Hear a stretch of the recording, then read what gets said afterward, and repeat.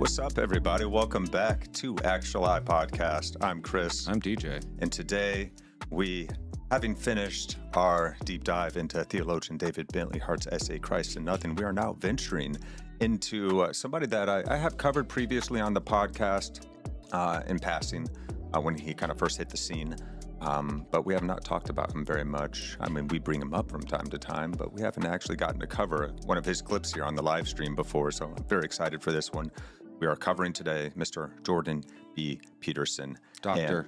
That's right, Doctor. Thank you. Jordan B. Yes, Peterson. Doctor indeed.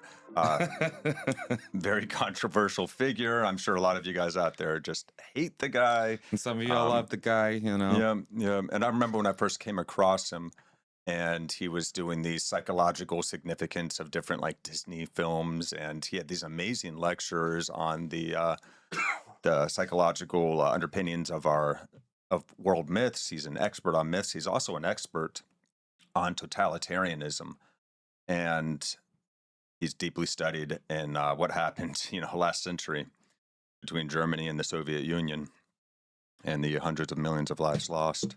So this is very much a repudiation of postmodernism's approach to the problem of suffering in this world. And Jordan offers, of course, his own reasoning as to how we may be able to overcome the suffering in our lives. I think he actually does have quite a compelling series of points to make here. So hope you guys are doing well out there. I know it's a crazy world. We're just trying to figure this thing out together, and you guys are invited to share your thoughts and questions as we go on tonight. What's up in the chat on YouTube, Twitch, Rumble, X, Facebook? I think that's all the places. We're live streaming in multiple places here, and we appreciate you guys wherever you're at. We would love for you to come over to Rumble in particular, but YouTube as well, and help us to grow there, because we've been a podcast, an audio podcast for a number of years, but we are now here in video format, and we want to converse with you guys because we know we can't figure this thing out ourselves, and we're all trying to figure that thing out, aren't we? Like, how are we going to find stasis in this world? Or how are we going to find our place in this world as it is? And perhaps even how can we ameliorate the suffering in this existence, especially not just for ourselves, but for those around us and those that come after us. That's the real game, isn't it? We're looking for something meaningful and fulfilling, all of us here in this life, this thing we call life. It's a strange, ineffable miracle. So let us be cast in wonder as we explore together, and let's open ourselves up to alternative points of view. Let's even entertain those ideas that we may disagree with, if only perhaps to better argue against them at the very least. Even if that's your only motivation, you guys are welcome. So thank you for being here. Let's go ahead and let's jump on over to Mr. Jordan B Peterson and let him kick it off now. We're jumping in towards the end of this speech. You guys can find the full speech in the description of this video. Highly recommended. Let's go. So here's the problem. There's a big problem here. The problem is, it's true.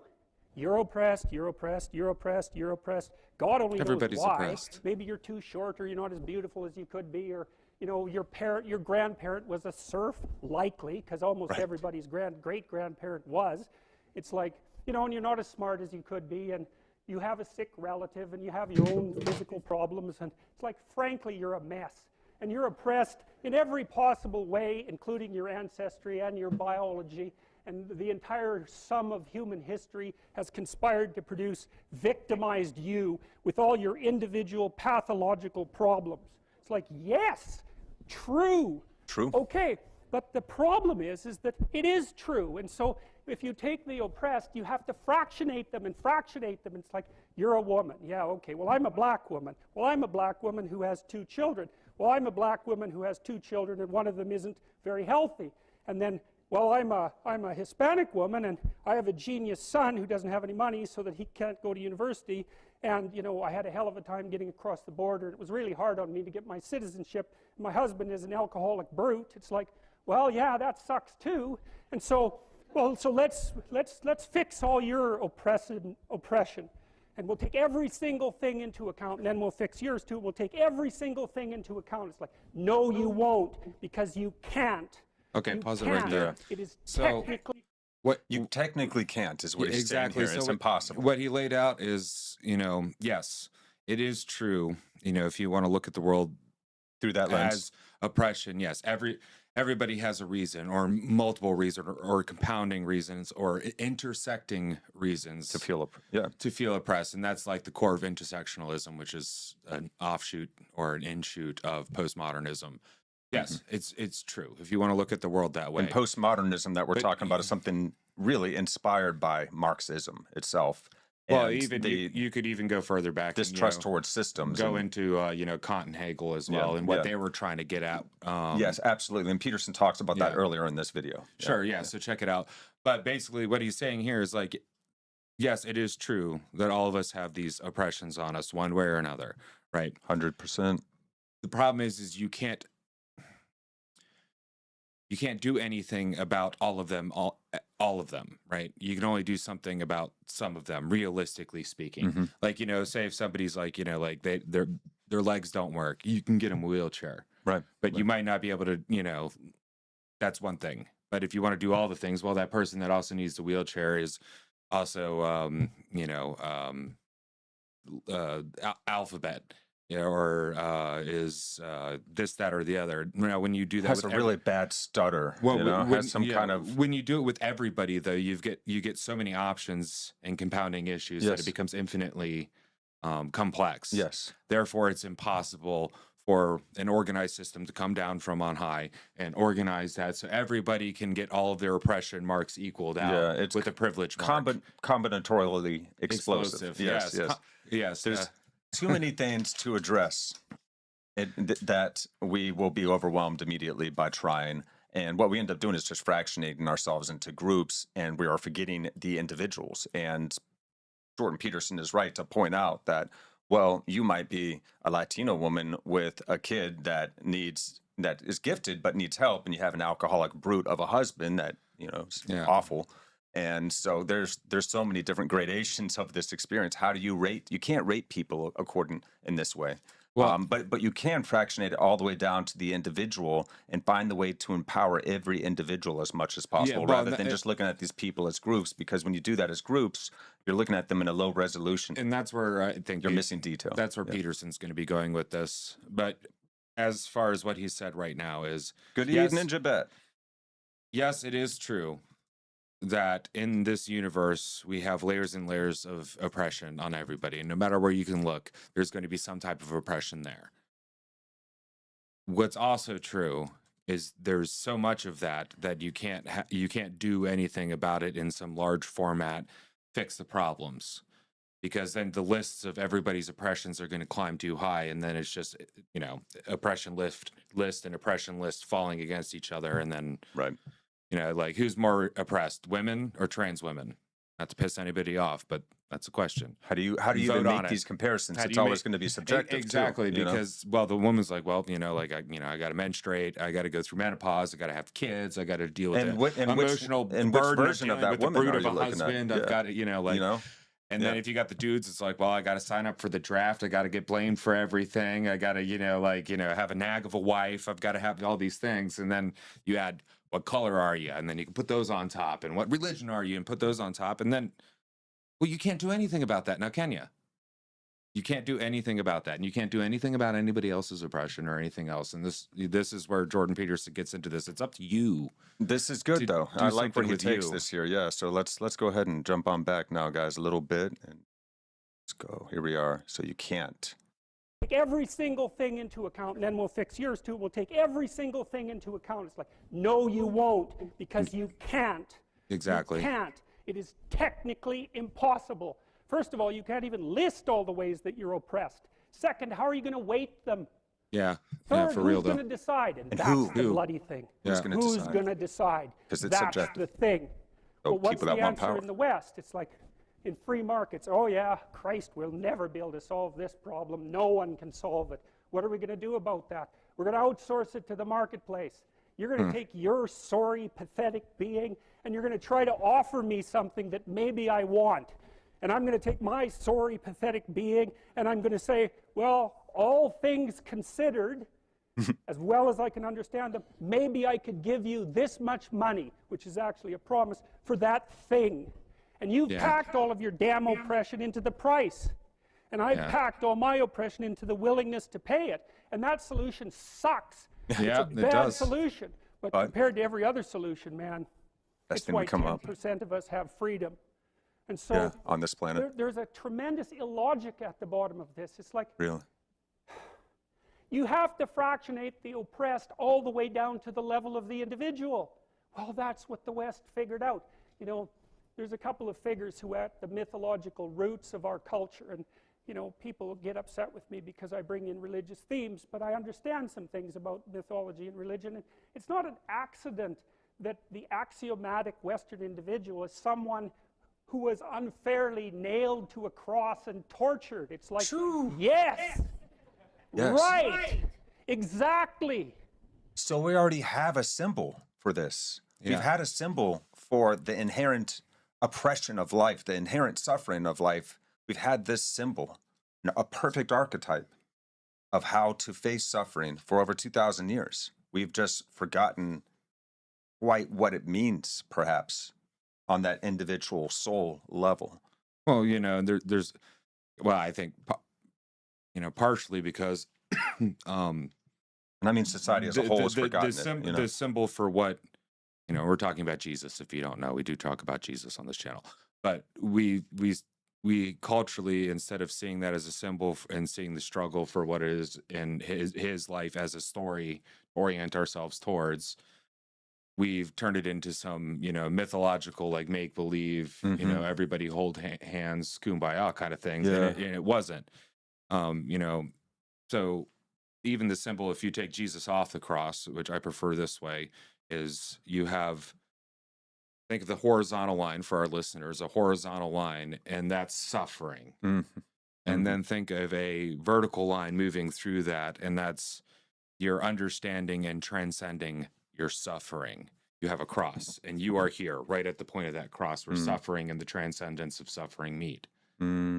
Is that what is meant by the circle that you see sometimes? I'm not entirely in closing. I'm not That would entirely be interesting certain, to look but, into you know, at some point. symbology works that way. You know, there's a reason why we use multiple dimensions to communicate Speaking of, different ideas. we were talking about covering Jonathan Pajot on this channel as yes, well. So yeah. we'll keep that in mind, and we might even be able to find a specific video where But he gets into Pajot gets like in depth about the symbolism of the cross and that circle that you see. the point he made with who decides is a very big point, Really? because you know who decides how many people die, right? If the individual decides, okay, you can affect the people directly around you. So if you make a bad move, you know, 10, 20, I don't know if you're a particularly talented individual, 100 people will have to suffer for your bad mistakes. But if you get onto like a government level or a council level or a Soviet level, well, hundreds of millions of people have to die. And that's how I'm going to weight it with this, because like we're serious, you know, like when you get back to the symbology of Jesus, he died for this understanding to go towards us. Well, how many more people have to die for us to get the freaking point? Really? Right? Really? Yeah, very well said. You know what I mean? Yeah. So, Well, Bill Hicks brought that up, you know, in one of his great we'll miss legendary him. skits. You know, he talks about how we always kill the ones that try and tell us to What'd he love say? one another. What'd he say? Shut him up. I've got a lot invested in this ride. Shut him up. Yeah, check out Bill Hicks too, man. He was a bit of a cynic, but he was right and beautiful in his own way. Yeah. Yeah, it's Just a Ride. Look up. Just a Ride. I think that's the one that it's from. So we got some comments here from Ninja Bat. Do we get these feelings, quote unquote, from poor parenting, poor friendships, poor teachers, social media, propaganda, abusive relations? Sounds like I would say all of the above. I would say Absolutely. it's The way that we condition one another. it's probably above all those at a cultural level at It this is, point. certainly. That affects the families. So yeah, you're the tapping into friendships. something there. There's a root Yeah. there. It's cultural. It moves down into all those things from And the moral undergirding of our culture, we've kind of chopped out from underneath ourselves with our disbelief in the gods that we grew up with. So now we're trying to recapitulate that understanding of our relationship with that ineffable source from which we all spring, whether you want to call it a god or not.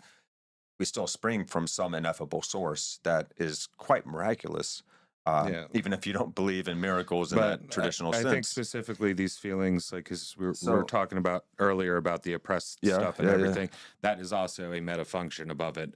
Like, is the idea of oppressed, oppressor, all that stuff is cultural now at this point. Oh, and for the sure. individual does affect the cultural, because I remember he wrote that. Yeah, pretty early on, the so, postmodern solution is to fractionate everything into oppressor and oppressed, and make it all about power dynamics, and there's nothing else and then he asked that influences human beings according to them. his follow-up question, And there's no truth either. Everything's subjective, which is also kind of crazy, because then rationality and reason are tools of an evil patriarch or something. They have to use the patriarch thing to make it, because that's already a negatively loaded term. So you attach it to this thing, and well, then, that's how you weigh the oppression for money or oppression for value. Because somebody's got to pay the price of the guilt. Right. Yeah. So Ninja Bat's next question, though, following up this question, is this affecting a specific generation? No, it's specifically affecting all the generations that are still currently alive. Yeah. And probably a little bit before have been alive. Yeah. With this, humans, we've come up with this idea of oppressor versus oppressed, and even the Jesus narrative, if you read it the wrong way, can give this oppressor versus oppressed, because, well, he was looking at the downtrodden, and he hung out with the whores and the sickly and the lepers and the thieves and all that stuff. It's like, well, but he healed them, right? Yeah. That's what we're missing on that. There's too. a lot more. But the idea that there's oppressor oppressed, even you can go back to the stories of the Jews fleeing from Egypt. You've got this oppressive deeper God king, if you will, deeper than oppressor and oppressed. We can. The only way to go there is to get into metaphysical and philosophical language. You're talking light and dark, good and evil. Yeah, and frankly, if you go into the story of when the Jews left Egypt, it's a lot deeper than just oppressor versus oppressed. It's actually like the battling of a not as large God to the largest God as well. And then actually sorcerers fighting. Well, a sorcerer, and then Aaron, the sorcerer throws down his stick and it turns into a snake, and Aaron goes, well, I got, with God, I can do this. There you go. Yeah, there you go. But this is the real deal, not some magic crap. Yeah. We humans, we've been figuring it out for a while. And Ninja Bat says here, agreed, but more so I think Gen X and younger now. And fair. Well, because we got the internet, it's coming at us faster and faster, and not just like the beneficial knowledge. The degree of indoctrination, lostness, all of that is increasing exponentially now because of the internet. It was bad enough when you got 3 or 4 hours worth of TV. It was there in the 60s and 70s.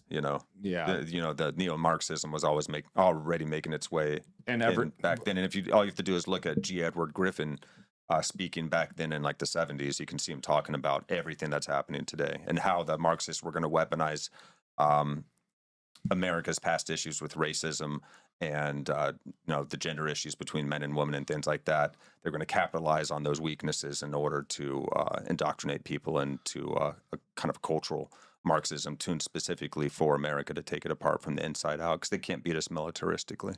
So and they talk about this. Some of their one of their ex KGB agents, Yuri Bezmenov, that we covered here previously on this podcast. Check out Yuri Bezmenov. You can find his stuff everywhere. You can find it in full format. Just look for it. But at the core of all this, though, is suffering. And instead of taking personal accountability for suffering, which is the real story of Jesus, he, as God, is taking personal responsibility for suffering, as should you. Well, you would have the postmodern idea, or leading up to the postmodern idea, blame somebody else for your suffering, because that's really old too. When you get to pagans and blame the world outside, blame other people. It's that other tribe over there. We don't even have a part of it to play. Yeah. Now, if they're trying to be humble, they might admit some personal responsibility, but mostly it's the outside world. But it's suffering. Yeah. It's suffering. How do we? Suffering's caused by the outside world. Yeah. But how do we answer the question of suffering? What do we do about it? Right. So it's valid that. It's a valid point the postmodernists are pointing out, is that we are suffering. Yeah. What I think they really get wrong is how you deal with this phenomenon of suffering. Yeah. Ninja Bet says, if we all believe no human has authority over another, bearing in mind morals, ethics are utilized, that might help reduce victimhood, but that's ideologic. Well, and I don't think that would work, because there's okay. Well, if you make an ideology out of it, you could say two forms of authority. There is the natural authority of somebody who knows what they're doing, and people go, "Oh, this guy obviously knows what he's doing." So when he's tell me to would apply give- pressure to yeah. this guy's sucking chest wound Right. while he's getting out all the stuff he needs. I'm going to apply There's pressure. forced authority And then there's force by violence, authority. by force of violence, Yeah. and then there is the authority that earns its respect naturally, like the wise man in your tribe that people just go to for advice because he's known to give good advice. He's really good at breaking up fights and talking people down, and he's got great reason and ration to him. But that guy earns respect, and then people will actually start to kind of subjugate themselves. And what does he do? To his point of view sometimes because they know he's reliable. What is this? Natural authority. Naturally authoritative person A too. smart elderly grandfather. It alleviates suffering. Right. So this position alleviates suffering. Right. Yet again, back to it. Yep. Like, you know, like Yeah. getting back to the title of this video, but this is on suffering. This is what we're talking about. Now, if we give ourselves an ultimate transcendent authority that is above all There human you beings, go. then even the kings and the presidents and the emperors have to be subservient to this higher moral ideal. Yeah. So that, And so that- if there's an ultimate good, then there is reason to be good in this world, and it's not also just subjective. So that's why you need a God, so to speak. And that can alleviate and cause more suffering Yeah. as we figure out the nature of what God actually is. Yeah, Like yeah. fully. So, Yeah, 'cause it you seems know. that the thing may very well be real. Oh, it turns out the double-edged sword doesn't If you've have... ever had experienced a synchronicity in your life, or if you've ever experienced a moment of beauty, ask why. But so it's the double-edged sword. You know, we get cut Yeah. one way, cut the other. But the thing is, it's not edge on both sides. The handle is edged, and then you have an edge on the actual sword. So, like, Yeah. no matter how you hold it, you're getting cut by it. So, what leads us Double-edged. to less suffering? Yeah. Like, a gauge of a good political system, a good religious system, a good societal system is one that alleviates the most amount of suffering. Amen. Including those on top of the system as well as those on the bottom of the system. Because if you make the top suffer too much, then they can't alleviate the suffering of the bottom. Because like it or not, the millionaires and the billionaires are the reason why you have jobs right now. The reason why you can eat every day. Well, the vast majority of Medicare and Social Security and everything, And is everything. 70+% So, is like paid it or for by the not. top few percent. So if you can come up with a system that alleviates suffering better than the one we have right now, that would be great. We could do a better job of stopping Sure. multinationals. Sure. Well, you know, yeah. No, from, there are ways. avoiding There taxes are people overseas. talking we- about it. It's great. There's definitely issues that we need to address here, but we need to get off the partisan bandwagon so that we can actually approach these things as human beings and talk and figure them out together, because we're way too ideologically bound currently. We're so easily divided and conquered. And now So AI let's- is here. Oh Yeah, my God. goodness. Yeah, and now the algorithms feed off of that and exponentially exacerbate it. So let's jump back. Let Mr. Peterson pick up. Here we are, fam. I'm going to give him a little bit of rewind. We need a rewind sound. Let's go. Oh, yeah, we don't have, I have one. I'll give it to you. Religion. It's not an accident that the axiomatic Western individual is someone who was unfairly nailed to a cross and tortured. It's like, Really? yes, right, exactly. So what do you do about that? Well, I thought about that for a long time too. It's like, well, you don't get together in a damn mob, because all that does is allow you to be as horrible as you could possibly imagine and suffer from none of the consequences. That's a bad idea. There's no So how about we responsibility in a don't do mob. that? Well, And if you really think that your hatred towards those with whom you disagree and your cruelty towards them is really going to get through to them or people around you watching it from the outside, you got another thing coming. Well, and the thing is once you're in the mob, you don't care because it's the That's robbing of the danger of it, responsibility, yeah. even for your own emotions. And just watch yourself and how you're feeling inside when you're feeling hateful and angry. I mean, just, we got to be self-reflective here, because Avoid mobs. we are being played. It's divide and conquer, fam. We are being riled up against one another when we actually have the propensity or the capacity to work with one another. Here's a good rule of thumb. Avoid large crowds of people when you're angry. Yeah. I mean, we have so effectively dehumanized those with whom we disagree. Oh, sure. That I can hear right now people in response to what I'm saying being like, absolutely not. Why would I want to work with people that are this and that? And you guys have believed a bunch of loaded terms actually encompass these whole groups of people, and they don't. These are groups of Individuals. quite different individuals from one another.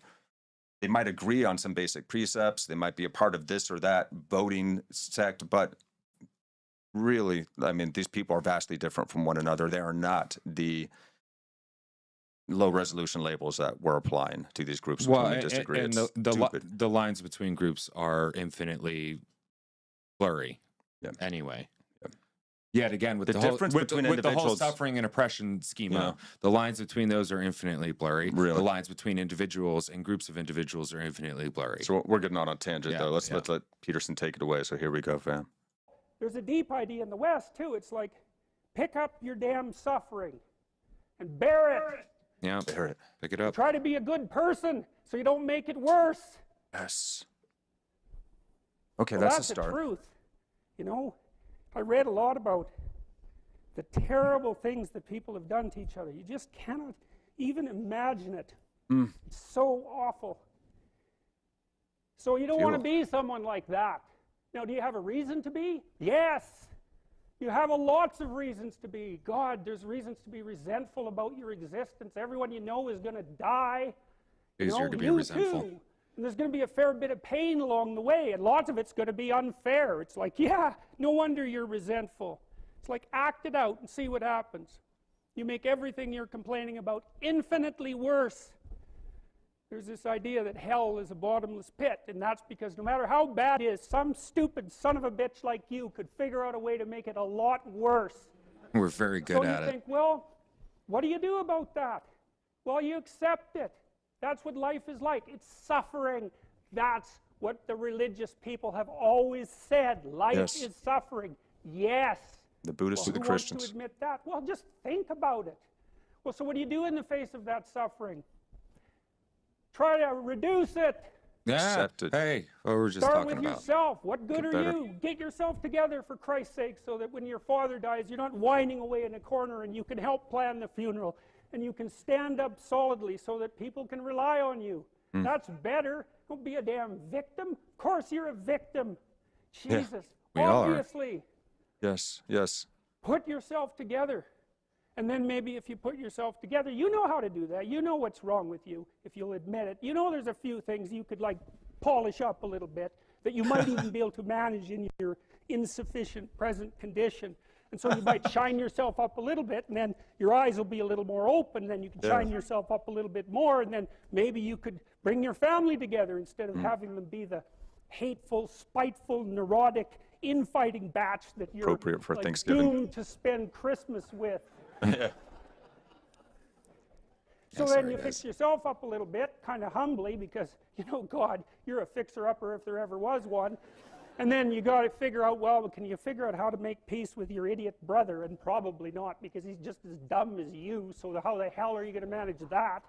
And so then maybe you get somewhere that way, and your family's sort of functioning, and you find out, well, that kind of relieved a little bit of suffering, although it reduced the opportunities for spiteful revenge, and that's kind of a pain in the neck. And so then you get your family together a little bit, and you're a little clued in then, at least a bit, because you've done something difficult that's actually difficult. You're a little wiser, and so then maybe you could put a tentative finger out beyond the family and try to change some little thing without wrecking it. It's like, our society is complex, and we teach our students that they could just fix it. It's like, go fix a military helicopter and see how far you get with that. It's like, what are you going to do? You're like a chimp with a wrench. Whack! Oh, look, it's better. It's like, no, it's not better. Things are complicated, and to fix things is really hard. And you have to be like a golden tool to fix Golden things. tool, I and you're love that. not. You're not. This is a good point to take a quick break. The way that you see him feel for the suffering of others. I mean, this man has been a, clinical psychologist all of his life.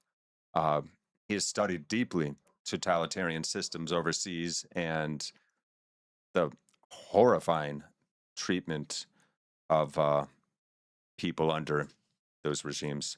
So you can tell he has heart for this. You can see him. But that doesn't mean he's not willing to call out. But The people give fact this that guy we're- such a bad rap, and Well, it's like he's a heartful individual. He does care about people, and you can see it if beyond you all actually that- take the time to watch him for yourself. And hey, Jordan Peterson is awesome. You should check him out. But I don't even think we need to stand up for him. Like this point that he's Yeah, just don't made just right believe here. what everyone around you is saying. We're all stupid chimps hitting stuff with hammers. Yeah. And then getting mad and being like, well, it's somebody else's fault. I keep hitting it with the hammer. But if stupid Like chimp would Ben stop Stiller stupid and what's his chimping- name in Zoolander when they're like trying to get into the computer. And they're like, Yeah. they jump up on the desk like, But like the thing is as stupid That's us. chimps, we can always make everything worse, and we can make it worse and worse and worse and worse and worse. And I think we gotta humble ourselves. I think we tend to skew in the direction of making things worse just naturally. Yeah. It's the exception that we have been doing so well for ourselves. Well, that's because we have culture that we've added on yes, to we our figured out stack as human systems beings. that we can stack on top of systems that Yeah. can actually help guide the ape with a wrench and Yeah. teach them how to not just be aping out and breaking stuff, but actually figuring out how to make the system that we have better. But also some of that comes to like we need to be okay with within ourselves and without ourselves. Okay with criticizing the parts, if we're honest, that need to be criticized. Being self-reflective, recognizing where we're failing, seeing where we can improve ourselves so that we can help the outer world by the other actually end taking care of our shit the first. other end of that sword, though, is we need to also be okay with looking at other systems that we like. We're not a monolithic species. Right. Other systems and cultures within our species that don't work, that we shouldn't embrace, like the postmodern culture. Right. You know, like that, like what the Soviets went through. We no longer communist embrace cannibalism or genital mutilation of babies. Well, depending on where you depends on the culture. and Saudi actually Arabia. here in America, they did a whole bunch of that too. Well, not babies. Well, but, we're trying to normalize some of that. So, but we need to be brutally honest with ourselves and brutally honest with each other. That's the other thing too. Yep. You know, if you take the Jesus figure here, he was brutally honest with all the people that followed him, all the people that came up to ask for help, all the people that scorned him. He was brutally honest with all of them. Yeah. Loving, but honest. Yeah. Deeply honest. Yeah. You know, and brutally in the case of like, well, telling people the hard truths instead of hiding it from them, which is actually the best service you can give anybody. And that's the way to be a true friend, is you say the thing that's uncomfortable that you don't want to say, but no one else is going to say to them. That you love them and you care about them. And then you got to do that with yourself too. So parents have to do this for their kids. Only you can escape your suffering, and you and everybody else can make it infinitely worse. Amen. And then, well, how do you get yourself to be the person that like doesn't make your direct group of friends suffer anymore? Like you need to just like limit how much you make other people suffer around you. And then if you get good with that, maybe you can extend and ease the suffering of other people further out and further out and further out, and then eventually become a hero. Right? Hey, what's up, Shavaya? Shavaya in the house. Hey, how you doing? Did you check out The Cloud of Unknowing? Oh my gosh. No, we forgot. We need to check this out. Thank you for reminding. Write it down. Write it down. I got to post it here. All right, here you go. There's a pen. Thank you. What's it called again? Cloud of Unknowing. The Cloud of Unknowing. Glad you watched Jordan. He's great. Agreed. 100%. Yep. Been watching him for years now, ever since he came out the box. We're looking forward to covering some more. Yeah. And so thank you so much for coming in, Shavaya. The funny thing that got me with Jordan Peterson is like, I got him right before all the, the scandals and everything, just because I like psychology lectures, and he was just one of the random Canadian psychologists that I was watching because they were really good about filming all their stuff and all their lectures, and it was just up on YouTube. That's how I came across him was his lecture series initially. Poor guy. And then I saw him get embroiled, and I was like, oh, I recognize that guy. Yeah. All right. And then I was like, oh, crap. Yeah, he got himself in something that, big. Like paunchy, sickly looking dude that used to like talk about Pinocchio and stuff. Come on. What? But he was when he was talking about maps of meaning in his Maps of Meaning lecture series, it was one of the most profound things I ever came across. It's still worth looking at, guys. So and we got some comments from Ninja Bat. So this one that sticks out for me is, I sadly believe he's talking to more people unable to understand him, some by ignorance, others by choice, but he's still talking to them. He's talking to them, and we can't be defeatist with ourselves. If you keep talking to them, then you keep talking to them. Yeah. So you could almost use. You can't get through to some of these people. You could use the. I'm sure some are going to ignore it by choice. Some are going to ignore it by ignorance, but some of them are going to see. But you could use the techniques of the succubus against itself. Yeah, so basically what the succubus does is it gets you to think something, and then it gets you to talk about it, and then it gets you to do it. Well, you can do that in reverse, and I think that's like why Solomon understood really what he knew, because he knew about the demons, so he knew about human nature, and he knew what what to do. So with succubi, if you do the inverse of the succubi, well, you talk about things like this, and even if they don't understand, they'll start thinking about it. And then, well, they're thinking about it, and then they're going to start talking about it with other people, and they're going to start doing it. Yep. So, like, if you look at the succubus, that's the inversion of natural life. There's more to it. Only of the seed and inkling of putting the it in other notion that places. I may be wrong on this is needed. And if we're willing to challenge our own conception, and that's why I always say, even if you just want to be able to argue your point of view better, check this stuff out, because you will be able to argue your point of view better. You might start to understand the other side's value propositions as well, or underlying values by which they form their opinions. And that's incredibly helpful, because then we can actually figure out how to create compromise with one another, because we understand one another again. We got to understand the values from which we orient. And you will find, once you do that, that the reasoning of those people with whom you disagree, it's not so crazy after all. They actually might have a point. There's a lot of conflicting truths out there. It's an uncomfortable aspect of reality, but it is real.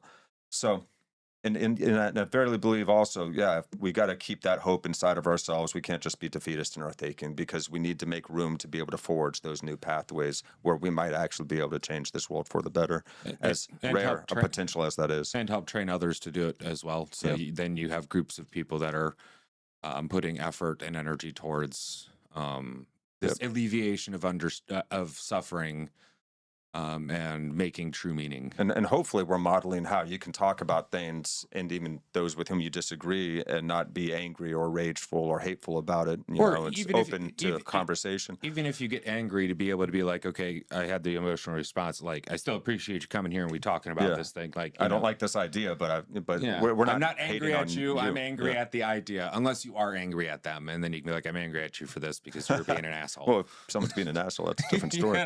So. But yeah, but even then, we don't have to give people the power to be able to have control over our own emotional state. So I don't have to get angry at anything that happens. It maybe is a justifiable reaction in some points, but you know what? I don't need the stress. I don't need the inflammation in my body. I already got enough to deal with. So I'm going to just stay copacetic, and we can even make that choice. You always have an option how you're going to feel about anything.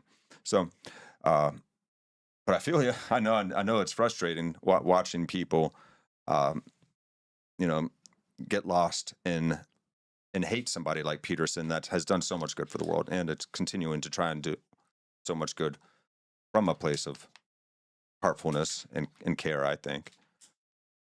But yeah, and if you disagree, say something here in the chat, guys. Ninja, how he's recovering. He got sick, like probably mold poisoning and a bunch of other stuff. It's kind of so I don't know any more than you do know, but he's a trooper. He came through some pretty hardcore stuff. So let's hope he gets through the next thing. Yeah, amen. But he set the rock a rolling. Yeah, so he can take some time off and get better. Yeah. So that's all I hope, frankly, because there's a lot of influential people I really appreciate, and it doesn't matter how influential and awesome you are. Suffering is suffering, and you're going to suffer, and you can feel for anybody suffering. Life's going to hit you, so it's like, hey, man, you set your rock rolling. Take time off, alleviate your suffering because your rock is rolling, man. You've done a lot of good work already. Yeah. Hopefully he does make it back though. So here we go, guys. Jumping back. Let me rewind him a bit. It's not better. Things are complicated, and to fix things is really hard. And you have to be like a golden tool to fix things, and you're not. A chimp with a hammer. Yeah. So, and that's the other message of the West. It's like, how do you overcome the suffering of life? And I'm not saying it's only the message of the West. It's not, but we have codified it into our system of self-governance here in the West, and that's the particularly unique thing that inspired the rest of the planet to follow suit. Sure, yeah. How do you overcome the suffering of life? Is be a better person. Yeah. That's how you do it. Clean your room. Clean your bloody room. It takes responsibility. And I think, if you said to someone, you want to have a meaningful life? Everything you do matters. That's the definition of a meaningful life. But everything you do matters. So you're going to have to carry that with you. And to take responsibility for that. Or do you want to just forget about the whole meaning thing, and then you don't have any responsibility because who the hell cares? And you can wander through life doing whatever you want, gratifying impulsive desires for how useful that's going to be. And you're stuck in meaninglessness, but you don't have any responsibility. Which one do you want? Well, ask yourself, which one are you pursuing? And you'll find very rapidly that it isn't the majority of your soul that's pursuing the whole meaning thing, because, well, look what you have to do that. You have to take on the fact that life is suffering. You have to put yourself together in the face of that. Well, that's hard. Christ, it's amazing people can even do it. I'm stunned every day when I go outside, and it isn't a riot with everything burning.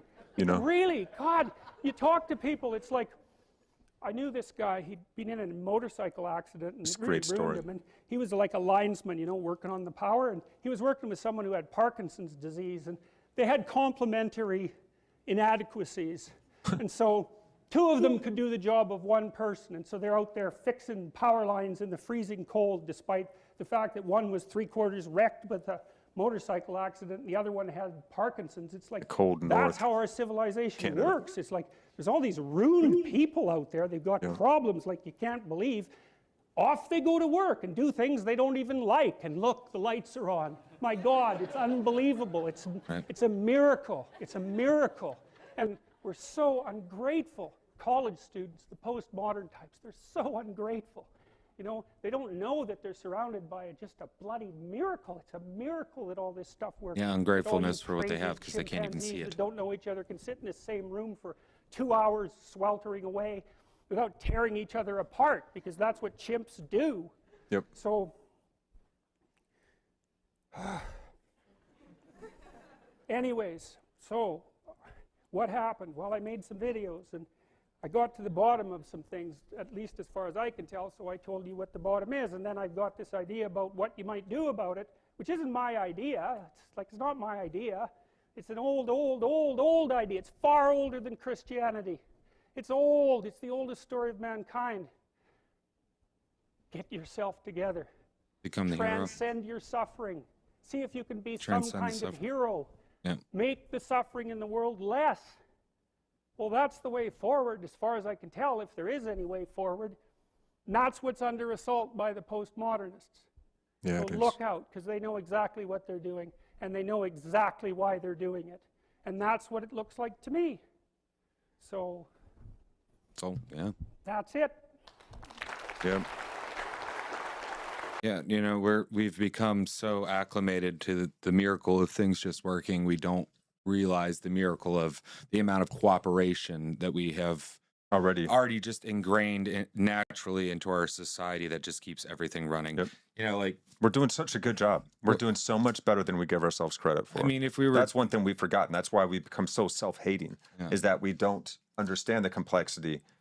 We are not taking to heart the grandiosity of this undertaking that we've pulled off here together. We're already doing something amazing. We've already developed a culture that, far from perfect, but at least has been able to create such a level of equality on this planet. We've brought so many people out of poverty in just the last 20 years. Half the world's population, over 2 billion people, have been lifted out of dire poverty, and we are continuing to lift people up around the world. Now, the systems that we have right now, they're not perfect. No, we got some pretty big issues. We have room to grow. But you don't just tear the entire thing down without having anything new already built and ready to put in place. And that's actually what I see the postmodernists, the neo-Marxists, the so-called quote-unquote woke there seems to be trying to do. An active push to destroy those things that holds us in cohesion. Oh, yeah. And that makes the miracle of what we have going on. That's the job of neo-Marxism. That's what Marxism does. It's a spitefulness. It's designed to take systems apart from the inside out. And to do the family equivalent, it's like, you know, it only takes one bad family member in a generation to spoil the entire wealth that entire family has built. Mm-hmm. And I think that's where we're at right now, where we have that, you know, we are that one bad family member just complaining about stuff and overspending on everything, and, you know, not taking care of the land as they should and all this other stuff, and not realizing like how beautiful everything is and how complex the system that makes it is. Yeah.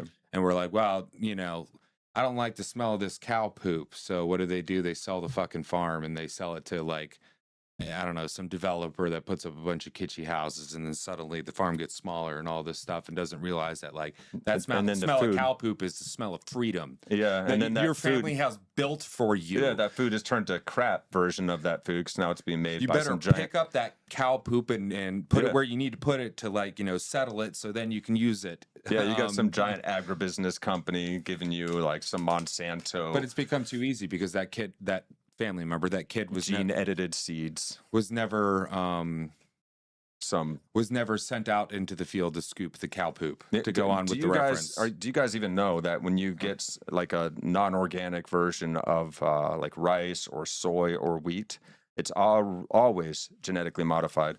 And the genetic modification that they've been doing for years now is that they write, so you know the pesticide Roundup, which is literally watered down Agent Orange. Oh yeah. That stuff that is incredibly carcinogenic. They figured out a long time ago how, like 20 years ago, how to write the pesticide into the seed genome so that the pesticide grows through the entire plant. We are all ingesting pesticides all the time when we eat this stuff. So watch out for what you're buying.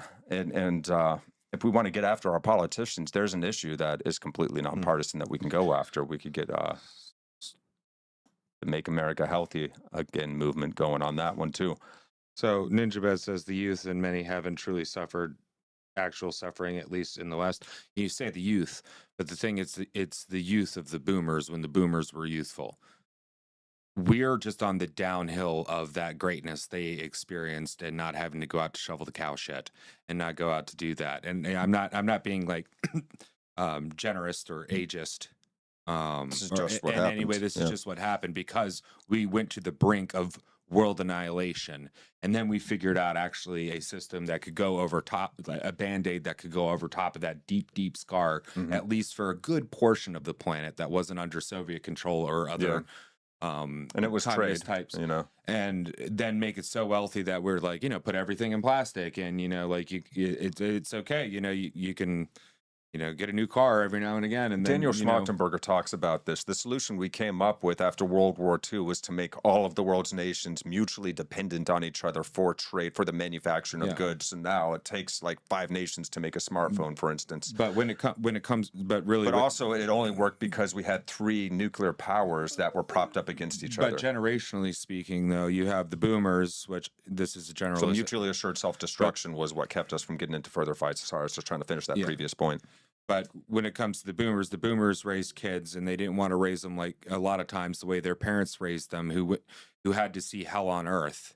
And there was a lot of intolerance and a lot of like, suck it up or else I'm going to bend you over my knee. And there was a lot of all that. So then we're going to go the complete opposite of that. And we're going to have, you know, the Gen X kids, which are like the, you know, the feral Mad Max children, you know, the Gen X kids, you know, like whistle as loud as you can to get your kids to come home because the lights are already coming on. And, you know, like, and then you get the Gen X kids who don't want to raise their, you know, be raised like they're raised. So they become, you know, their kids become helicopter, you know, they become helicopter parents over their kids. And now you have a bunch of like Asperger's, whatever, you know, everybody's Asperger's, everybody's got this issue and that issue. And I'm a furry and I'm this, that, or the other. It's all downstream. We become identity and ego obsessed. It's all downstream from almost utter annihilation, finding a good bandage. And our identity is based off of group identity now. Yeah. More so than individual aspects. And well, and to the point where it's been maximized, where it used to be, you know, you had, you know, you're like, you know, your punk kids or your, you know, like your little clique groups or whatever, and they were on the periphery, but now it's into the center. But everybody has to be all these different personality type group types in the center. Yep. And now we're at the point where we had a good bandage after we had the best bandage after entire annihilation. We just didn't keep up with changing the bandage, and now it's rotting and it's festering. And we have to rip it off, and it's going to take the flesh off with us, and we're going to go back to suffering. A lot more. It sucks. It sucks the way it is, but it's, you know, it's always the youth. I get it. You know, the young fight with the old, so we can keep, you know, we can keep going. But yes, it's always the youth and it's always the old people. But for real, after World War II and all around the world, this booming thing that happened, it was a great bandage for near annihilation. But like any bandage, we got to keep changing it until we heal. And then we heal, hopefully a scar that reminds you, but not so much it disfigures you. If that makes any sense. This the video you were talking about earlier, DJ?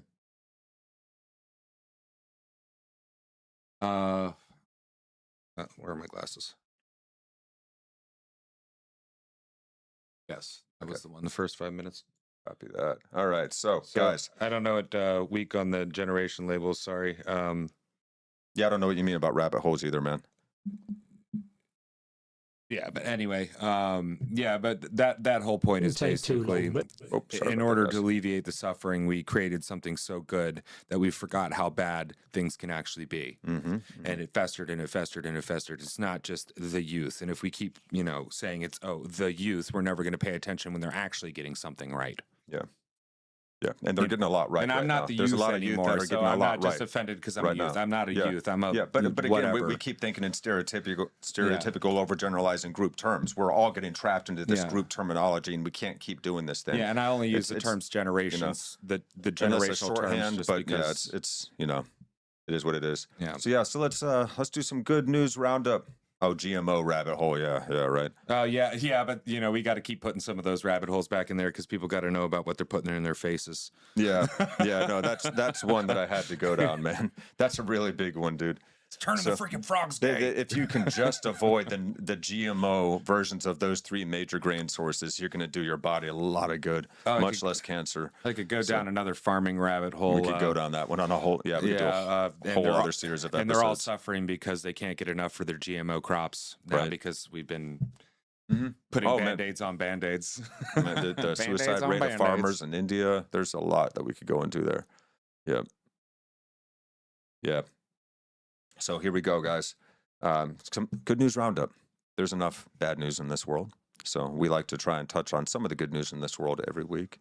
At the end of this episode, we are going to look at Mr. John Campbell, and he has a very interesting announcement to make here. I think This he's guy's also a doctor, but doctor, research, great He- researcher, and he is a nurse educator doctor. This- So this he's got a guy was- doctorate in education for yeah. medical education. this guy's great. Oh, dude, yeah. Watch this guy all through the whole Rona experience, and he was on point. A very good faith actor. He's just looking at evidence, and he's willing to catch himself when he's wrong. I remember when he started out, he was telling people take the vax. He turned against Well, because this that whole thing after a was while. okay. The research is He coming out. started Look to at the see some research. and he was like, And "Oh then he man!" realized the research was bunk that he was getting and was going, So he what the started hell telling is the this? truth about that, and Yeah. good for him, man. So respect to this gentleman.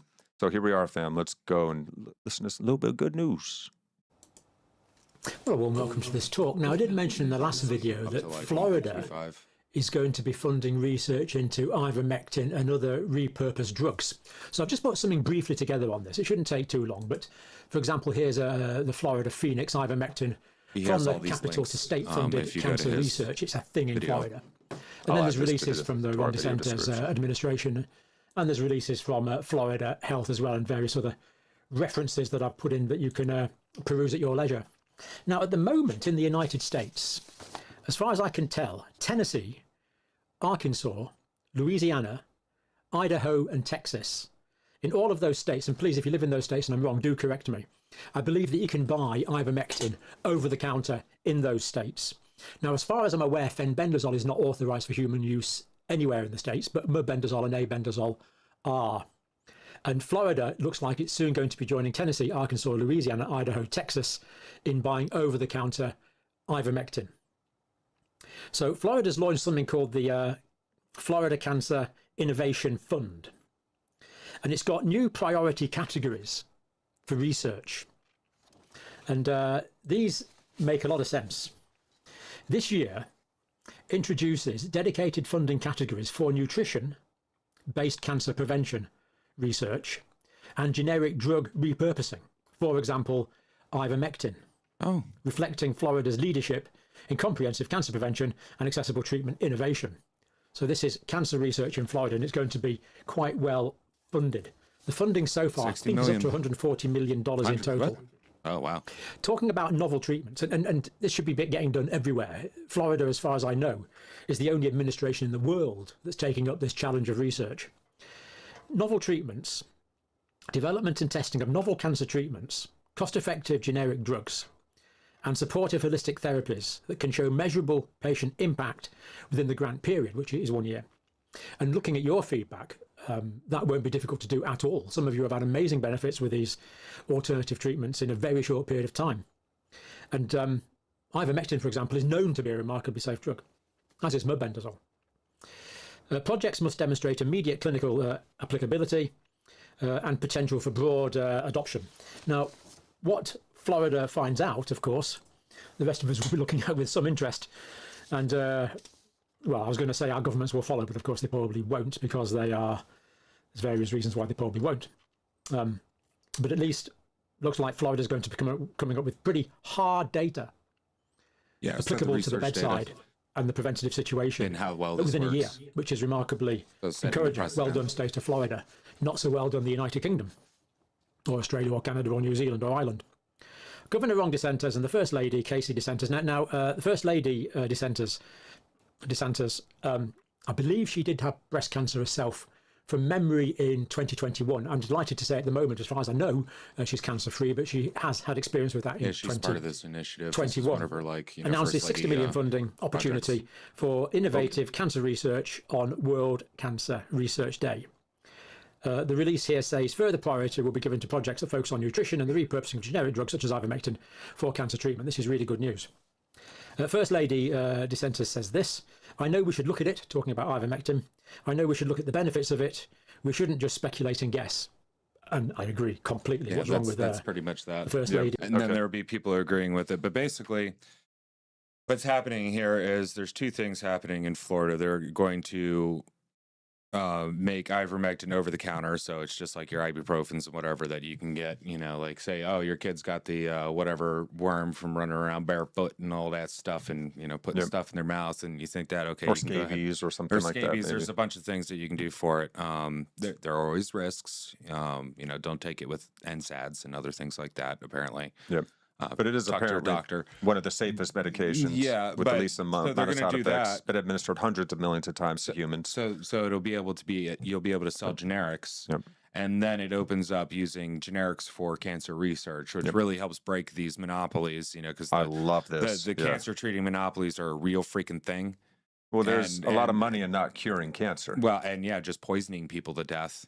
That too. Like I hate to say it, but I see so many stories of people who, take that red stuff right into them, this hardcore stuff, and it just keeps killing them and that's what it does. It kills you and the cancer. Hopefully the cancer quicker than it kills you. They've literally written planned obsolescence into the food. The food is there to make us sick. Oh, that's the other thing. Is they're going to be looking into food. So good on you, Ronnie. You in Florida, you got some crazy gators and some crazy Florida guys, but they're doing something great. So let's see how the propagandists. Oh yeah, this is funny. Are responding to this. So the actual news is that on September 24th, 25, Governor DeSantis and his wife Casey announced $60 million through the Florida, up to $140, as we heard from Campbell, through the Florida Cancer Innovation Fund at the University of South Florida. The grants prioritize repurposing off-patent drugs like ivermectin for cancer prevention and treatment, aiming to benefit rural patients quickly. While live studies show promise in inhibiting tumor growth, experts stress no large human trials confirm its safety or effectiveness yet. But that's why we're going to put money towards studying it now. And hey, maybe they'll be wrong. But hey, let's see what happens. In the self-treatment risk toxicity. In the links that they put in there, like one of them had a bunch of links or a bunch of stuff about like, well, it hasn't been FDA approved to treat COVID. It hasn't been FDA approved to treat COVID. It hasn't, and it just over and over again. It's like, we get it. That's not what we're talking about. But look at this. This is hilarious. So look how the intellectualist is talking about this. At a state-sponsored cancer forum, Casey DeSantis, the First Lady of Florida, touted ivermectin. Here it is. Suggests horse dewormer as possible cancer treatment. It's not just a horse dewormer. It has been used. Real quick before you go to that, let's see what the country they're from. Click on them, and now the new feature. Let's see if they're from America. Let's do it. Okay. How do I see profile summary? Is that it? Oh no, that's not what we it's want. in their and then you go down to more, like at the bottom. It's not that far down. About the account. Yeah, I think it's in the about the account. Planet Earth is all I see right here. Maybe they changed it. It should be about right this account. there we go. Via okay, US. you are from Okay. the U.S. Okay, you're not a bot they from might have some other moved. country. All right, Good for them. all right. Or they're Okay. using a VPN where they can choose where they're from. Either way, Yay, hey, the yay, intellectualist. Yep. So Okay. a little bit on ivermectin. Okay, immeasurable impact. Here's some key statistics highlighting its enormous scale of positive impact. Hundreds of millions of treatments. Since its introduction in the late 80s, ivermectin has been administered to hundreds of millions of people through global initiatives like the Mectizin donation program, which is a brand name for ivermectin used in these programs, disease elimination. It's the mainstay of global efforts to eliminate two of the most devastating parasitic diseases, river blindness in Latin American countries and elephantiasis as well. That's where the as people get those really big legs or big arms, and this is used all over the third world. This has Yeah. been administered hundreds of millions of times, saved tens of millions of lives potentially. And so also its inventors, William C. Campbell of the US and Ireland and Satoshi Omura of Japan, won a Nobel Prize in physiology or medicine 2015 for their discoveries concerning a novel therapy against infections caused by roundworm parasites.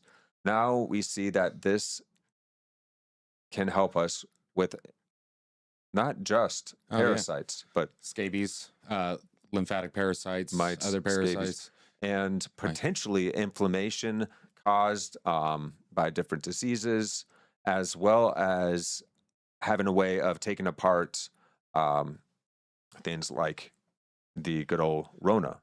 Yeah, And well, there, we're not saying that. Don't know. We're not doctors. but you can look into this stuff for yourself and look at John Campbell or look at some of the studies that are online and all over the world. There have been a lot of studies coming out showing the efficacy of ivermectin, and so not just a horse dewormer. Yeah, well, that's the thing is like that. The propaganda will continue to Nice try, intellectualist. put out the catchphrases. So you hear this, oh, it's that horse dewormers thing. Oh yeah, like the Joe Rogan, man, he looked green. It was terrible. And they don't realize that, the layers and layers and layers and layers of crap that's on that. Here's an article too. This is interesting. Ivermectin and mebendazole testimonial. 57-year-old Florida man with a glioblastoma brain tumor. After 3 months, he gave this report. Okay, here it is. So he did not get the COVID vaccine. Blah, blah, blah, blah, blah. 57-year-old, never get sick. Last time I was sick was in 1991. Contracted the flu, never got a flu shot. Since then, I never really get sick. My biggest problem has been allergies. But he was diagnosed with a walnut-sized grade 4 glioblastoma and had surgery where the tumor was completely resected, discharged, and immediately started on an extreme keto diet, exercise, and completely changed his life. And then another week, he was on a protocol for, started Dr. Makis protocol on 25. Another week, What blah, is blah, that? blah. Is that Start an off, most ivermectin recent blood protocol? work is attached. The most recent MRI shows that the tumor and all signs of cancer are gone. Both oncologist reviews the MRI said there's nothing there, no new growth. Both were very surprised. So going on into an anti-inflammatory diet and Yep. And ivermectin stopped any further cancer spread, stopped the cancer in its tracks somehow. Potentially. So Yeah. positive, but this is why we're doing studies. This is at the point of anecdotal, but here's the big thing. Like when you see this stuff, the CDC does not, approve or do this, the other. What research has actually gone into it and what funding? Because like we can fund a bunch of really crazy stuff we probably shouldn't be funding, but are we going to fund stuff that actually might help us? No, particularly if you can make a generic of it. Yeah. Because, America and the West does have a massive corporation problem where our government seems to do what the corporations want. Right. You could almost call it fascism, but it's the other way around. It's a corporatocracy that we're living under in a lot of circumstances. Yep. And that's because, well, we've allowed our politicians to be bought and sold. We don't pay enough attention to our own suffering, and we want to blame other people for it instead of doing what we can locally and then communicating with the people locally, getting local representatives that then build up. Because a lot of these decisions, like what kind of crops are going to grow in the ground, what kind of poisons are going to be put in, what kind of poisonous manufacturing centers, that's all local. Right. Like who's going to steal your water for the data center? Like that's all local. That's so get your stuff straight, and then we'll move up and we can shuck off this corporatocracy. Yep. And we can get some good generics of everything. Start local.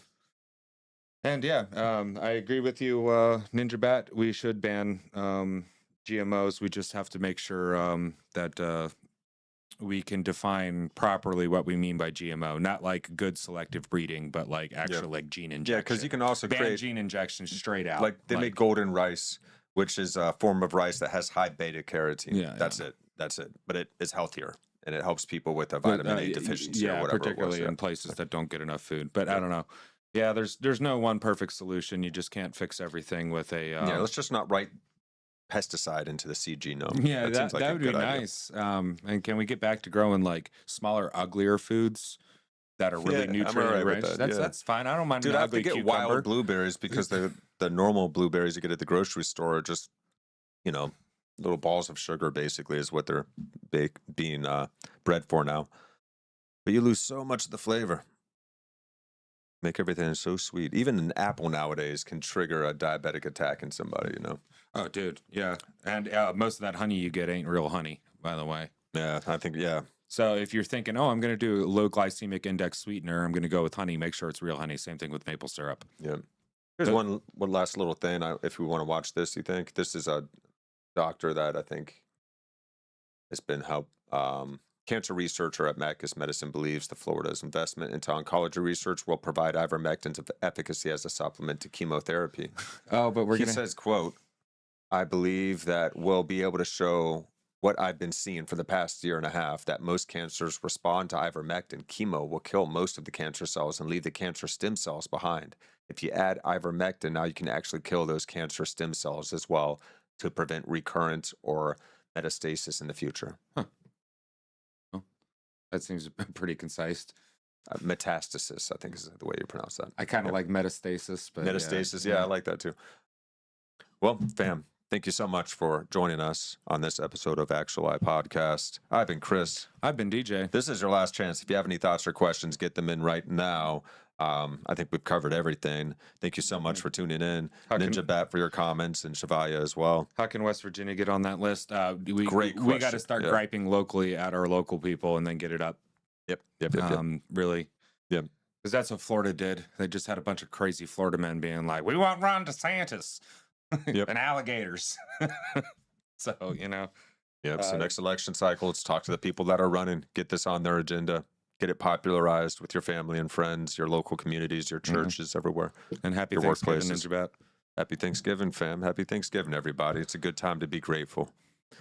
We love you guys very much. Thank you for joining us on this episode of Meaning Making 101 here on Actuali Podcast, where we try to make sense of this world together and see how we may even change this world from the inside out. By being that change we wish to see, the old adage, it actually strikes truer and truer the further we go through this thing called life.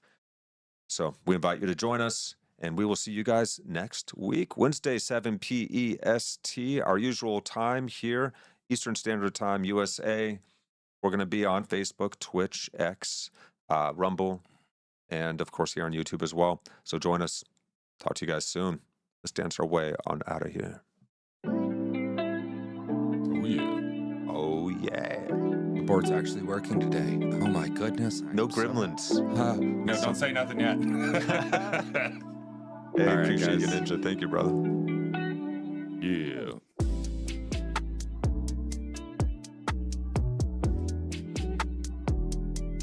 Trump. I'm doing the skibbity. Skibbity. It's hard to do in time.